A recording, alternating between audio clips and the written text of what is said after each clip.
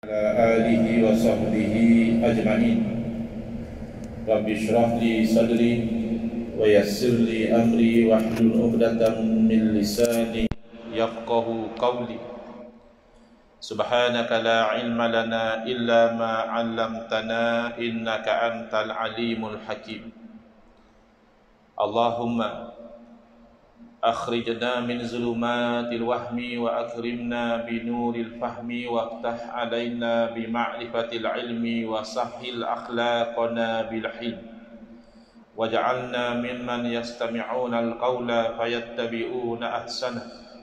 Allahumma ati nufusana taqwaha wa zakkiha anta khairu man zakkaha anta waliyuha wa maulaha. Allahumma arinal haqqa haqqan warzuqna ittiba'ah wa arinal batila batilan warzuqna ijtinabah. Allahumma anfa'na bima 'allamtana wa 'allimna ma yanfa'una wa zidna ilman wa huda, amma ba'd. Alhamdulillah, muslimin muslimat, hadirin hadirat yang saya hormati, moga-moga kita semua dirahmati dan diberkati oleh Allah Subhanahu wa taala, dan moga-moga kita semua dikurniakan oleh Allah Subhanahu wa taala kefahaman yang baik di dalam urusan agama dan dikurniakan keikhlasan yang menyeluruh di dalam menuju kepada ridha Allah Subhanahu wa taala.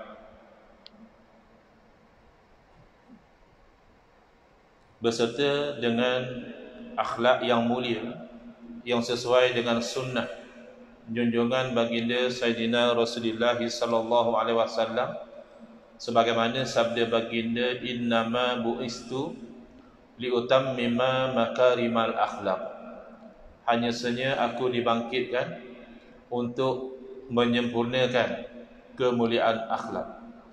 Malam ni insya-Allah kita akan menyambung pengajian kuliah Maghrib bulanan hari Jumaat yang keempat, anjuran Masjid Sultan Salahuddin Abdul Aziz Shah, Masjid Negeri Shah Alam, menggunakan kitab Nurul Huda, Cahaya Hidayah, yang disusun oleh guru saya Al-Fadhil Ustaz Haji Adnan bin Haji Muhammad Samman, hafizahullah ta'ala wa nafa'ana bihi wa bi'ulumihi fid daraini amin. Yang mana beliau mensyarahkan kitab Masailut Tauhid, masalah-masalah, persoalan-persoalan yang berkaitan tentang ilmu tauhid, yang disusun oleh ayahanda beliau dan juga guru saya almarhum Tuan Guru Haji Muhammad Saman Kati rahimahullah ta'ala wa nafa'ana bihi wa bi'ulumihi fid daraini amin. Menggunakan kitab cetakan Akademi Jawi Malaysia, versi tulisan Rumi, kita sampai ke muka surat 43, kenyataan sifat-sifat salbiyah.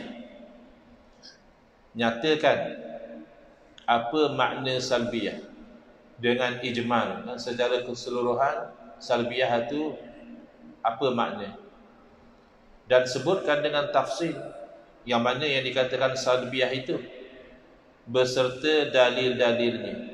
Tafsir maknanya secara terperinci, satu persatu, dan baru dalil bagi tiap-tiap sifat salbiyah.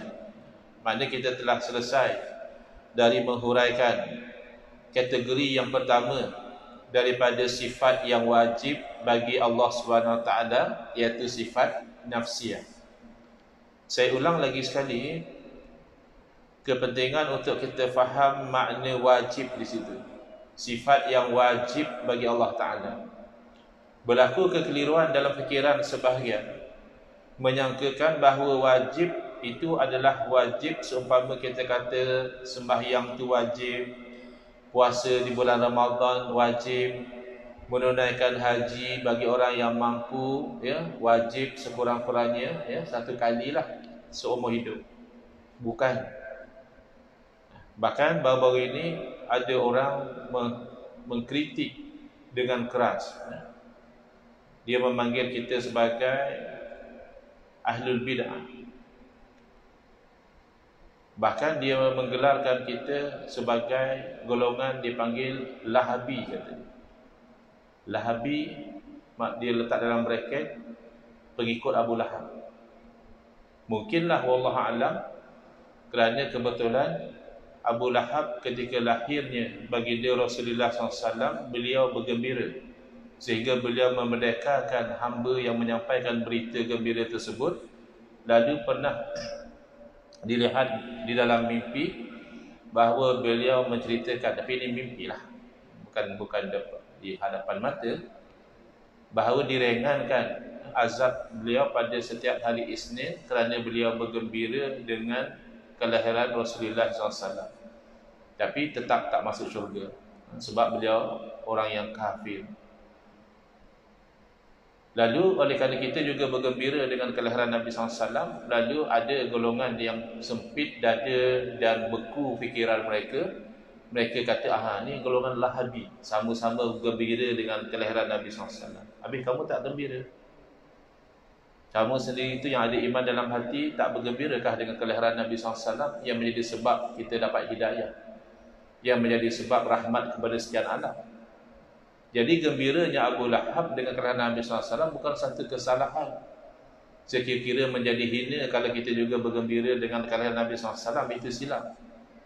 Hinanya Abu Lahab kerana kufur kepada dakwah Nabi SAW dan mencaci maki kepada Nabi SAW, maka jadi hina. Walaupun Abu Lahab itu dari segi pertalian darah adalah bapa saudara kepada Rasulullah SAW. Jadi bukan saja dia melabelkan kita sebagai Lahabi, bahkan dia marah kepada kita yang belajar sifat 20, kerana kita itu, kata dia, pandai-pandai saja menetapkan sifat 20 bagi Allah, padahal tidak ada dalil dalam Quran hadis. Inna lillahi wa inna ilaihi raji'un. Ini orang faham ke apa yang dia cakap? Maknanya wujud, kidam, bakok dan seterusnya itu tak ada dalil dalam Quran hadis. Tak ada dalil bahawa Allah wujud. Tidak ada dalil bahawa Allah wujud tanpa ada permulaan. Tidak ada dalil bahawa Allah Ta'ala kekal selama-lamanya. Tidak ada dalil bahawa Allah Ta'ala tidak sama seperti makhluk. Ini percakapan seolah-olah orang yang tidak ada akal.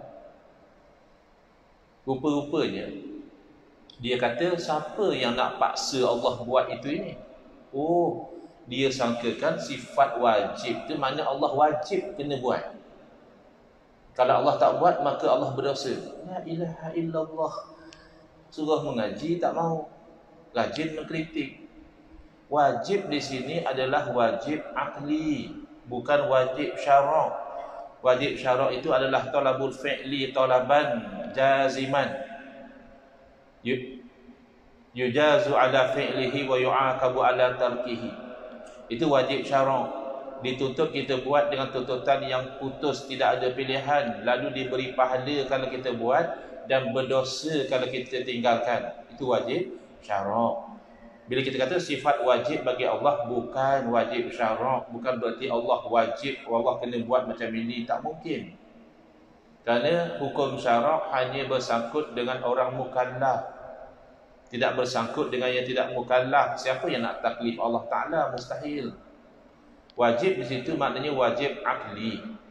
Maka terbahagi kepada 3. Wajib sesuatu yang akal tidak boleh terima tiada. Akal pasti mengatakan ada. Dia akan menerima tetap dan tidak menerima nafi. Sementara mustahil adalah lawannya. Sesuatu yang akal tidak boleh terima ada. Akal kata tak mungkin. Itu akan diterima nafi dan tidak diterima tetap. Mengatakan ya, tidak, mustahil. Dan ada di sana namanya jaiz, iaitu akal boleh terima. Kalau dikatakan ada pun tak ada masalah, kalau dikatakan tiada pun tiada masalah. Menerima nafi dan menerima tetap, tak ada masalah. Jadi ini maksud wajib di sini. Jadi kita serulah kepada kawan-kawan yang begitu anti kepada pengajian sifat 20, cuba lihat apa kandungannya. Kamu pun tidak akan anti kepada apa yang diajarkan. Tak mungkinlah kamu orang Islam kata Allah tak wujud. Tak mungkinlah kamu orang Islam tapi kamu kata Allah baru wujud. Yang kita akan bincang malam ni insya-Allah. Dan tak mungkinlah kamu orang Islam tapi kamu kata Allah satu masa akan binasa. Tak mungkin kamu orang Islam kamu mengatakan Allah serupa saja seperti makhluk ataupun makhluk pun sama seperti Allah. Tak mungkin. Dan seterusnya. Jadi perhatikan. Makna sifat salbiyah itu, iaitu yang menunjukkan di atas menafikan sesuatu yang tidak layak. Salbiyah ni kita boleh terjemah. Yang kelima adalah wahdaniyah. Qidam fungsinya menafikan permulaan bagi wujud Allah. Allah wujud tidak didahului. Lain daripada Allah, dia wujud semenjak bila? Semenjak bila Allah wujud? Tidak ada semenjak bila. Itu maknanya qidam, ya, menafikan permulaan bagi wujud Allah Subhanahu wa taala. Yang kedua, baqa, menafikan perakhiran bagi wujud Allah Subhanahu wa taala. Allah wujud sampai bila? Tak ada sampai bila. Yang ketiga, mukhalafatuhu ta'ala lil hawadisi, menafikan mumasalah, menafikan bersamaan Allah Taala dengan makhluk. Kemudian yang keempat, qiyamuhu ta'ala bi nafsi. Terjemahannya, berdiri Allah Taala dengan sendiri. Maksudnya apa? Fungsinya apa? Iaitu menafikan.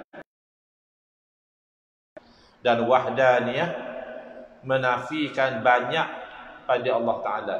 Adakah dari segi zat, adakah dari segi sifat, adakah dari segi af'al, perbuatan, banyak itu dinafikan. Ataupun dalam bahasa lama dia katakan menafikan berbilang-bilang. Kalau dalam bahasa Arab dia kata kam. Kalau kita nak beli barang di kedai di negara Arab atau di tempat orang Arab, kita kata kam, berapa. Jadi berapa kepada Allah dinafikan. Kalau makhluk, ya, berapa orang datang? Ya, berapa orang jemaah haji Malaysia tahun ni? Ya. Berapa orang yang meninggal dunia? Ya. Berapa orang? Itu makhluk. Tetapi kalau Allah Ta'ala, yang dikatakan berapa itu dinafikan. Baik, kita pergi. Tengok orang kata sifat 20 tak ada dalil. Kita pergi satu persatu. Makna qidam. Qidam kalau kita terjemah artinya sedia. Apa makna sedia? Maknanya menafikan permulaan bagi wujud Allah Ta'ala. Yakni ada Allah Ta'ala itu tidak didahului oleh Adam. Adam maknanya tiada. Dengan huruf Ain, ya. Adam. Sedangkan makhluk wujud juga. Ya, makhluk wujud. Tapi wujud yang didahului oleh Adam. Sebelum wujud tidak wujud. Allah tidak demikian. Lawannya baharu. Allah tu baru wujud, tu mustahil. Baharu di situ maknanya baru wujud. Katakan sesuatu tu umurnya sudah 1000 tahun, 2000 tahun, 10,000 tahun, kita sebut dalam konteks pengajian ilmu tauhid baharu. Baharu apa? Ustaz dah 10,000 tahun. Ya. Tapi maknanya ada permulaan. Ya, baru wujud. Jadi untuk Allah mustahil. Dalil akli atas yang demikian itu, iaitu jika sekiranya Allah Ta'ala itu baharu, nescaya berkehendak ia kepada yang membaharukan, maka tak kali itu terjadilah daur atau tasalsul. Ini perbincangan yang teknikal. Sebab kadang-kadang orang bertanya, kita percaya kepada Allah Subhanahu Wa Ta'ala, apa bukti Allah wujud? Sebab kita bukan nampak Allah, kita bukan dengar Allah, kita bukan boleh pegang Allah, tapi kita percaya kepada Allah. Jadi apa dalil Allah wujud? Maka kita kata alam ini. Alam ini menjadi dalil, menjadi bukti kewujudan Allah Ta'ala. Kerana alam ini sesuatu yang boleh ada, boleh tak ada. Ya. Tuan-tuan yang sudah ada anak, belum ada cucu, akan ada cucu atau tidak? Boleh ada, boleh tak ada. Yang sudah ada cucu akan ada cicit atau tidak? Boleh ada, boleh tak ada. Jadi sesuatu yang boleh ada dan boleh tidak ada, apabila berat kepada salah satu daripada dua kemungkinan, pasti ada yang memberatkan. Ibarat neraca, dacing, neraca yang sama seimbang. Kalau berat sebelah sini, pasti ada yang memberatkan dia. Kalau berat sebelah sana, pasti ada yang memberatkan juga. Maka makhluk ini, alam ini adalah sesuatu yang sama seimbang antara ada dan tiada. Tiba-tiba berat belah tiada. Ya, kahwin-kahwin tak dapat anak. Ya, maka bapaknya tak dapat cucu lah. Maka berat sebelah tak ada tu menunjukkan ada yang menentukan. Apatah lagi kalau berat sebelah ada, lebih jelas. Dulu dia orang bujang saja, ke sana kemari seorang diri. Kemudian dia kahwin. Tiba-tiba lepas kahwin dapat 10, 11 orang anak. Tu mai mana? Mai mana? 10, 11 orang. Allah lah yang tentukan. Maka alam ini menjadi dalil wujud Allah Ta'ala. Tak akan alam ini terjadi dengan sendiri. Kalau seumpama reban ayam pun kita tak akan kata terjadi dengan sendiri. Kalau kita lama tak balik kampung, balik-balik tengok ada reban ayam belakang rumah mak kita. Kita tanya, bang, siapa buat reban ayam belakang rumah mak? Abang kita jawab, mana ada orang buat, jadi sendiri. Kita kata, ada abang aku ni dah nyanyuk ke apa? Ada pula reban ayam jadi sendiri. Reban ayam pun tak boleh jadi sendiri. Habis langit bumi boleh jadi sendiri. Bulan bintang boleh jadi sendiri. Segala planet boleh jadi sendiri. Bahkan diri kita ni pun boleh jadi sendiri kah? Dengan sistem yang kita sendiri pun tak faham. Macam mana jantung kita, pam darah yang kaya oksigen, patah balik darah kurang oksigen, dia bancuh macam mana oksigen? Ada sistem dia. Takkan jadi sendiri. Jadi, kalau orang tu berfikir, betul lah. Pastilah Allah Ta'ala wujud. Selesai. Tenang. Bagi kebanyakan orang, dah selesai. Tinggal nak taat, patuh, beribadat kepada Allah Ta'ala. Tapi ada orang dia berfikir lagi. Kalau wujud alam ni menjadi dalil wujud Allah Ta'ala, tidakkah wujud Allah menjadi dalil kepada pencipta Allah? Dia tak puas hati setakat dia tanya siapa cipta alam, dia mau tanya siapa cipta Allah. Maka di situ jawapannya tak ada pencipta bagi Allah, kerana Allah wujud tanpa ada permulaan. Jadi yang ini mungkin disanggah lagi. Yang itu perlu kepada penerangan secara teknikal. Kalau penerangan secara simple, boleh saja. Dan logik. Misalnya, seorang kanak-kanak, katakan umur dia 8 tahun, budak kampung. Jadi petang-petang dia main dengan kawan-kawan, dia nampak atas pokok ada tupai. Kemudian dia nampak ada monyet. Kemudian dia nampak pokok yang sebelum ni kecil dah jadi besar. Jadi dia pun terfikir, macam mana boleh ada benda-benda ni semua. Dia pun balik rumah sekejap. Mak dia tanya, kamu dah habis main ke? Tak, saya nak tanya ni. Tadi saya tengok tupai, monyet, pokok. Siapa yang cipta ni semua? Dia tanya. Jadi mak dia orang kampung je. Tengah gorimi, sementara tunggu suami balik kerja. Jadi mak dia jawab, Allah lah yang cipta. Tuhan yang cipta semua ni. Oh ya, terima kasih mak. Pergi sambung main. Lebih kurang 10 minit patah balik. Ada apa lagi kamu ni? Dah habis main ke? Belum. Nak tanya apa lagi? Mak nak menggoremi ni. Jawab dia, tadi mak kata alam ni semua pokok, monyet, tupai, ni Allah yang ciptakan. Habis tu Allah siapa cipta mak? Dia tanya mak dia macam tu. Jadi mak dia orang kampung, dia akan jawab macam ni. Dia kata Allah tu Tuhan. Mana boleh kena cipta? Kalau kena cipta bukan Tuhan lah namanya. Dah. Pergi main, jangan kacau mak nak gorimi ni. Nanti tak siap ni, bapak kamu balik nanti. Jadi walaupun nampak simple saja jawapan mak dia tadi, itulah yang sebenarnya. Kalau sudah dicipta tu namanya makhluk. Maka tak boleh kita kata Tuhan diciptakan. Maka wujud Tuhan itu tanpa ada permulaan. Jadi selesai cara budak kecil dengan ibu dia orang kampung. Tapi dalam dunia yang luas ini ada orang yang masih degil. Ketegak lagi. Dia kata mana boleh.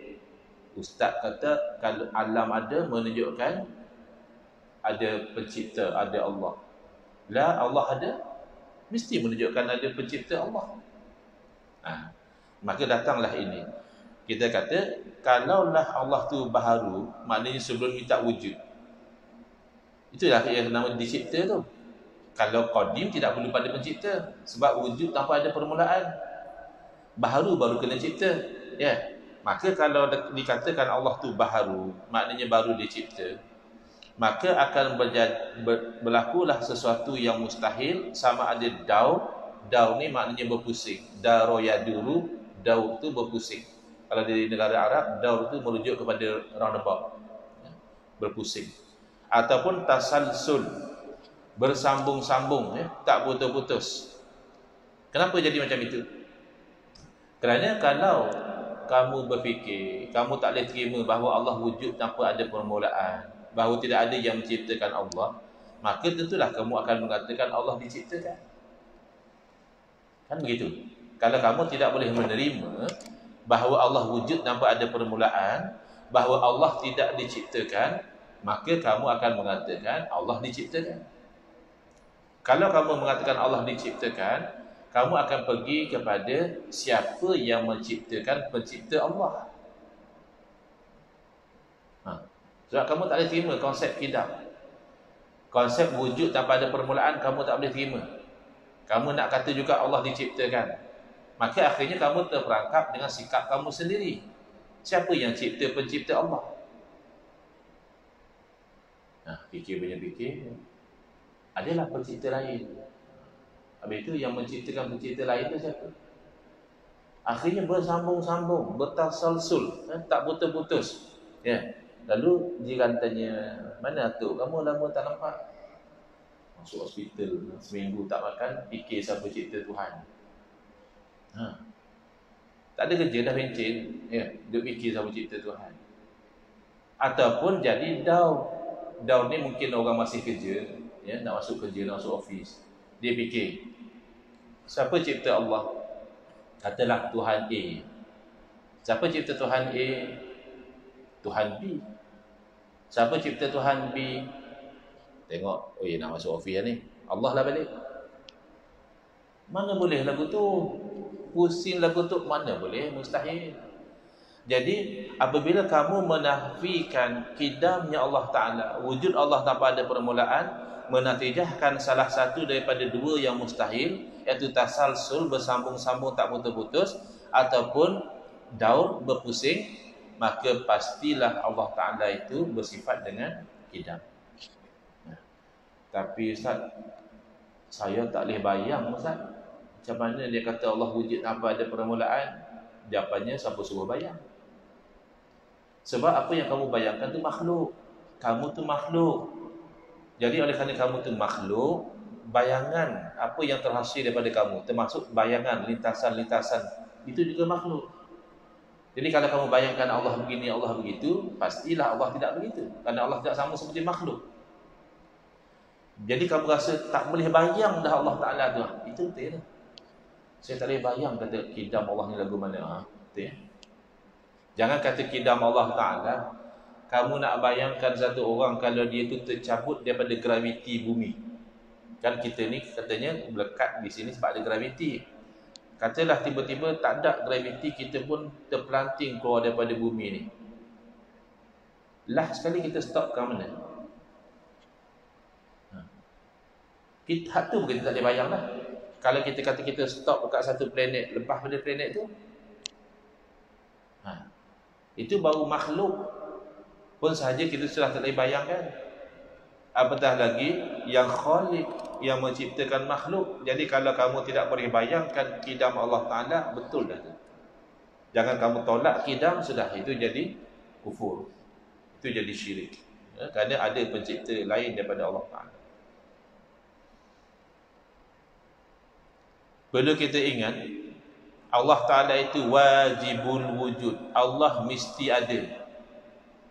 Jadi katanya dah minta maaf dah hamba Allah tu, yang menuduh Asy'ariyah seperti tak ada Tuhan dia tu. Ataupun Asy'ariyah berpegang Tuhan antara ada dan tiada. Kita Asy'ariyah mana kamu rujuk ni? Asy'ariyah mengatakan Allah wujud, bukan bainal wujud wal adam, bukan. Allah wujud, bahkan wajibul wujud, mesti wujud. Tak mungkin Allah tak wujud. Tu macam mana kamu boleh fitnah? Eloklah pun minta maaf. Minta maaf saja tak memadai lah. Kena taubat lah.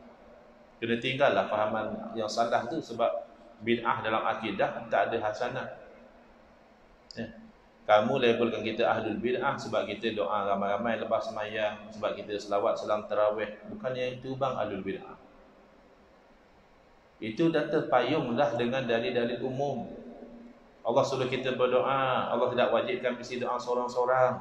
Doa ramai-ramai pun boleh. Bahkan dalam hadis Nabi SAW bagi tahu, satu orang berdoa dan diaminkan oleh orang lain, maka Allah perkenankan doa dia, apa masalah?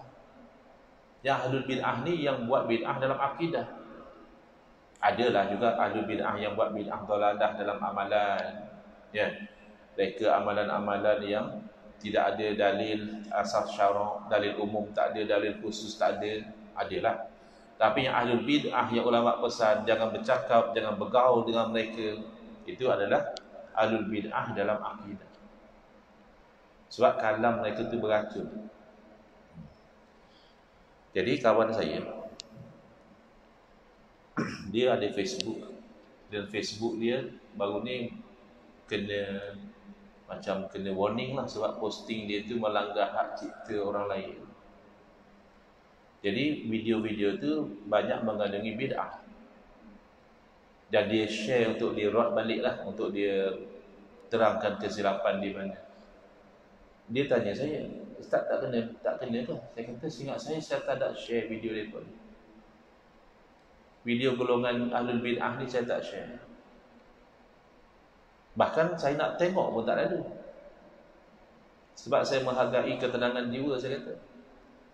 Dia kata, Ustaz tak tengok tapi Ustaz tahu poin mereka. Kasyaf lah. Dia gurau. Kasyaf kot Ustaz ni. Saya pun dia gurau, saya gurau balik dah, saya gelap. Sebab Tapi saya kata, kalam ahli bid'ah ni, dia macam bangkai. Bangkai kita boleh makan time darurat. Mau tak mau kena ambil tahu jugalah, pasal kita nak betting orang daripada terpengaruh. So kita kena tahu apa yang dia cakap. Jadi bangkai ketika darurat kita boleh makan. Tetapi janganlah makan sampai tersandar, kenyang, sedap pula daging ni. Ya. Lepas pinggan itu mana ada darurat. Darurat tadi ni kalau kamu tak makan kamu boleh meninggal. Itu darurat. Ad-daruratu tuqaddaru biqadariha. Darurat itu disukat dengan sukatan dia. Benar kalau kita tak makan, tak ada makanan lain, boleh meninggal kita. Yang ada ayam, bukanlah bangkai yang tergolek tepi jalan, siapa nak makan? Ya. Bangkai ni maknanya dia tak sembelih, tapi ayam masak lemon sedap. Ya. Ayam masak apa? Ya. Tapi kita ni haram makan. Tapi pada ketika itu je yang ada. Kalau kita tak makan boleh mati. Dah kubulur sangat dah. Ya, agak-agak tak makan mati saya. Makan. Agak mana boleh selamatkan nyawa? Cukup. Jangan sedap ayam ni, ambil lagi, tambah lagi, tak boleh. Begitu juga dengan kalam ahlul bid'ah. Kalau kita dengar banyak-banyak kalam mereka, na'udzubillah, takut jadi keras hati. Takut jadi gelap fikiran, takut jadi masuk syubhah dan keraguan. Tapi kalau kita perlu untuk menolak, ambillah sikit, ambil tahulah. Dia kata lagu ni tak betul itu. Sebab Quran hadis kata lain. Salafus soleh pegang lain. Setakat tu je lah. Baik. Jadi Allah Ta'ala wajibul wujud, ya. Bukan Allah antara wujud dan tak wujud itu mengaku. Mana dalil? Dia kata sifat 20 tak ada dalil. Itulah firman Allah Ta'ala dalam suratul Hadid ayat 3. Wal awwalu wal akhir. Dialah yang awal dan dialah yang akhir. Adakah awal Allah Ta'ala itu awal nisbi macam kita? Siapa yang awal sekali main? Bukan. Kalau macam tu tak ada beza lah Allah dengan makhluk. Kita ada yang awal kan? Dia yang awal sekali datang office. Bukan. Wal awwalu ay bila bidayah, tidak ada permulaan. Wal akhiru ay bila nihayah, tidak ada berakhiran. Baru tu Allah. Ini dalil dia. Jadi akal dan nakal dia seiring. Akal yang sihat tidak boleh terima Allah Ta'ala baru ada. Kerana kalau Allah Ta'ala baru ada, berarti Allah diciptakan. Kalau Allah Ta'ala diciptakan, berarti Allah tu makhluk. Itu cara mudah. Cara panjang sikit, kalau Allah Ta'ala diciptakan, nanti akan timbul siapa ciptakan pencipta Allah. Kalau dah timbul siapa timbulkan pencipta, maka akan jadi daur atau tasalsul. Itu cara panjang sikit. Tapi apa pun cara, Dari segi akal, memastikan Allah tidak baharu. Dari segi nakal, huwal awwalu wal akhir. Itu siapa yang pandai-pandai kata sekuat 20 tak ada dalil? Faedah. Maka qadim nisbah namanya itu 4 bahagi. Bila kata qadim, boleh dalam 4 sudut. Tak semua qadim tu qadim macam Allah. Ada istilah qadim tu berbeza. Pertama, qadim zati, iaitu ketiadaan permulaan bagi zat, yakni zat Allah Subhanahu wa taala. Yang kedua, qadim sifati, menafikan permulaan bagi sifat Allah taala. Kerana sifat ni ada pada Allah, tak mungkin sifat baharu. Ya. Allah qadim tapi sifat Allah baharu, tak mungkin. Makanya kalau mereka faham, mereka tak ada masalah Allah wujud tak bertempat. Dia kata, mana datang ni Allah wujud tak bertempat? Mana datang macam mana? Kamu pun pegang benda yang sama. Kamu pun tolak i'tiqad al-hulul wal ittihad. Kamu tolak Allah itu berada pada makhluk. Kamu tolak Allah itu menyatu dengan makhluk. Kalau kamu kata Allah bertempat, berarti Allah tu hulul. Allah berada pada makhluk dia. Kerana tempat itu kan nisbah kepada makhluk. Sebab itu kita mengisbatkan istiwa dengan makna yang layak dengan Allah. Jangan kita tetapkan istiwa, kita kata, oh maknanya Allah duduk atas arash, Allah bertempat atas arash. Jadi kawan-kawan yang berpegang macam itu, tidakkah kita seia sekata bahawa arash itu makhluk? Ataupun kamu nak kata arash bukan makhluk? Kami percaya, kamu seperti kita orang Islam, percaya bahawa arash itu makhluk. Kalau kamu kata arash itu bukan makhluk, maka itu kufur dari awal lagi. Kerana ada syirik bagi Allah Ta'ala. Arash bukan makhluk Allah, sebab dia bukan makhluk. Berarti arash qadim. Itu kan syirik. Arash luar daripada kuasa Allah. Tak mungkin. Tak mungkin orang Islam kata macam itu. Maka arash makhluk itu sepakat antara kami dan kalian. Jadi kalian faham tak makna makhluk? Makhluk berarti diciptakan. Apa makna diciptakan? Makna sebelum diciptakan tak wujud. Adakah Allah juga tak wujud ketika arash tidak wujud? Kan Allah qadim. Berarti Allah wujud sebelum ada arash. Maka wujud Allah tanpa bertempat itu pasti. Wujud Allah tanpa arash itu pasti. Tak mungkin selepas itu berubah sifat Allah daripada tidak bertempat. Selepas Allah ciptakan arash berubah menjadi bertempat. Jadi kalau gitu sifat bertempat itu baru. Sifat Allah tidak baru. Sifat Allah qadim, sebagaimana zat Allah qadim. Ketiga qadim idhafi, bukan qadim yang hakiki, tidak, tapi nisbah terdahulu sesuatu itu daripada sesuatu. Misalnya terdahulu bapa daripada anak. Jadi bapa ni lebih lama daripada anak. Standard lah. Takkan anak lahir dulu baru bapa lahir dulu, tak logik. Ya? Tapi adakah bapa qadim maknanya tidak ada permulaan? Bukan. Kalau kita kata haza baitun qadimun, ataupun hazal bait qadim, rumah ini qadim. Ustaz menyamakan rumah ni dengan Allah. Allah qadim, rumah ni qadim. Tidak. Qadim ni sebab pada makhluk, qadim idhafi. Maknanya banding dengan hak lain dia dah lama dah. Rumah ni tahun 80-an lagi duk ada dah di Shah Alam ni. Rumah ni baru tahun 2000-an. Jadi nisbah idhafinya adalah qadim. Itu tak sama seperti Allah Ta'ala. Keempat, qadim zamani, yakni terdahulu masa atau zaman, seperti terdahulu Isnin daripada Selasa. Terus ejaan Arab, ya. Terdahulu Isnin daripada Selasa. Bahasa Melayu lah senang. Dulu hari Isnin lah daripada hari Selasa. Jadi qadim Isnin berbanding dengan Selasa. Tapi itu menunjukkan kepada zaman. Tapi itu kita lihat daripada satu sudut. Daripada sudut yang lain, dulu Selasa daripada Isnin. Perasan tak? Tak perasan. Selasa minggu ni dulu daripada Isnin minggu depan. Jadi kalau kita nak think positif, ada orang frust, Ada orang frust, bawa laju-laju, sekali sampai dekat traffic light merah. Asal sampai je merah. Asal sampai je merah. Jadi kalau dia nak think positif, dia boleh fikir, aku sampai sebelum hijau. Belum hijau aku dah sampai. Kalau nak think positif lah. Tapi selalu kita nampak yang merah tu, kita jadi marah. Ya. Baik, selesai. Jadi qadim zati dan qadim sifati itu adalah qadim yang hakiki bagi Allah Ta'ala semata-mata, zat dan sifat. Dan qadim yang lagi dua itu adalah qadim yang bukan hakiki. Kalau ada yang mengatakan lain daripada Allah itu juga qadim hakiki, maka menjadi kafir seperti kaum falasifah, ahli-ahli falsafah. Wallahu a'lam. Bismillahirrahmanirrahim. Alhamdulillah bil alamin wassalatu wassalamu ala asyrafil anbiya'i wal mursalin wa ala alihi wa sahbihi ajma'in. Allahumma shrah sudurana wa ahsin akhlaqana wa azim ujurana wa nawwir qulubana bi nuri hidayatika kama natardu bi nuri syamsika abadan abada.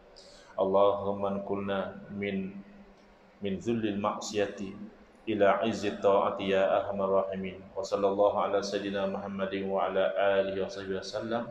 Walhamdulillah rabbil alamin. Amin ya rabbal alamin wal afu min.